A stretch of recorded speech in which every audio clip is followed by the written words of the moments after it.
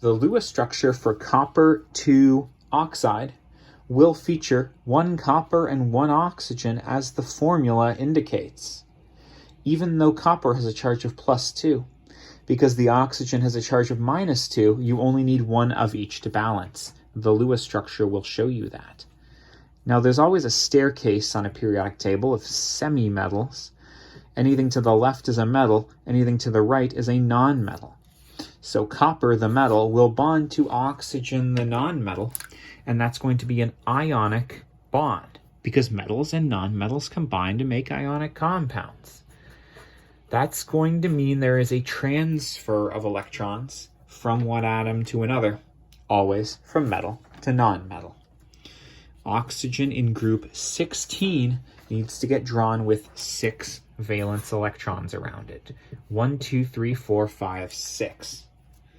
Copper, on the other hand, is one of these transition metals, and you can't just base the number of valence electrons on their group number. Instead, you need to base it off the charge that you know the copper has. Now, this is copper 2 oxide, so we're going to draw it with a charge of 2. The 2 is also in this formula, although the 2 from the oxygen and the 2 from the copper canceled each other out, so it is tougher to see, but the charge is definitely positive too. So draw yourself with a copper with 2 valence electrons. The whole point of Lewis structures is showing that the nonmetals want a full outer shell, mostly of 8 valence electrons. That's the octet rule. So this oxygen brought 6 valence electrons and needs 2 more to get that full outer shell of 8 electrons, which makes it stable. Luckily, this copper happens to have 2 electrons that it's willing to give away. So draw that electron going here, that electron going here, and now you've got oxygen with 6 plus 2 equals 8 electrons.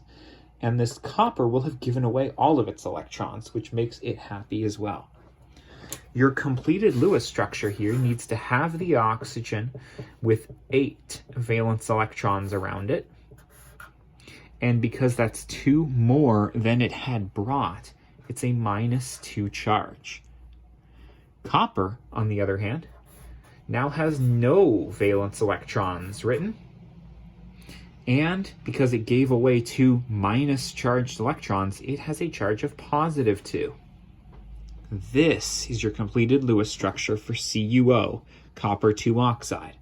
This is us showing the transfer of electrons that made it happen.